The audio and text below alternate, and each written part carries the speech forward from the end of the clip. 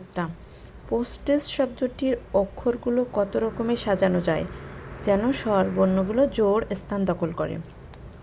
আমি যদি এইভাবে লিখি যে মোট 7টা বর্ণ আছে এবং জোড় সংখ্যা আছে 2, 4, 6, জোড় সংখ্যা আছে 3টা এবং বিজোড় সংখ্যা আছে 4, মানে স্থান আছে 3টা এবং সংখ্যাও এখানে ভাওয়েলও আছে 3টা।